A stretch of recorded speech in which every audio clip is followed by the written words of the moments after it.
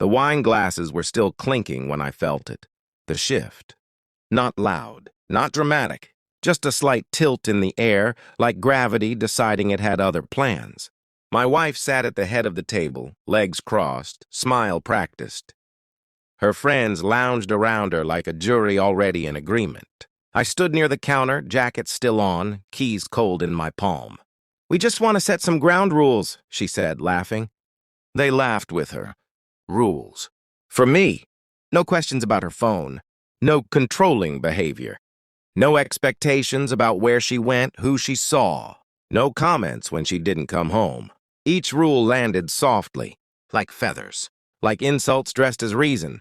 I watched her face while they spoke, how relaxed she was, how safe she felt. When they finished, she turned to me. That smile again. The one she used when she thought she was winning. "So?" she asked.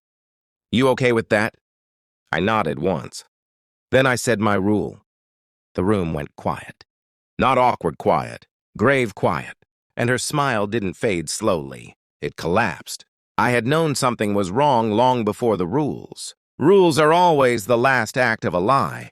It started with small erasures, a missing photo frame, a password changed without explanation, a sudden insistence on privacy where intimacy used to live. She stopped asking about my day, stopped touching me when she passed, but she started dressing better for girls' nights. I told myself it was a phase. Stress. Growth. Denial is efficient. It burns truth quietly. Then one night, she came home smelling like a cologne I didn't own. She kissed my cheek like she was checking a box. Her phone buzzed at 2:17 a.m. She didn't wake up. But her screen did. I didn't grab it. I didn't need to. Suspicion isn't loud at first. It whispers. And once you hear it, silence becomes evidence. I didn't confront her. That would have been sloppy. Instead, I observed. I noticed how her friends covered for her. How easily the lies slid off their tongues. How they watched me when I entered a room, measuring what I knew. How conversations died when I sat down. I requested phone records under the guise of billing errors. Screenshots don't lie. Neither do timestamps. I hired someone to follow her for 3 weeks. Not because I needed proof, but because I wanted certainty. Calm is a weapon when used correctly. She met him every Thursday. Same hotel, same room. He was married too. I made sure to learn that. At home, I smiled. Cooked dinner. Played the role she'd written for me. Inside, I built a ledger. Dates, messages, receipts. By the time she proposed the rules, I already knew why. They weren't boundaries. They were blindfolds. The evidence arrived in a slim folder on a Tuesday morning. Photographs, printouts, a timeline so clean it felt surgical. I placed it in my briefcase and went to work. That evening, she invited her friends over. Celebratory, confident. That's when the rules came out. That's when they laughed. And that's when I spoke. My rule, I said evenly, is simple. They leaned in. No one who lies about my life gets to keep benefiting from it. Silence. I reached into my jacket and placed the folder on the table. Didn't open it. Didn't need to.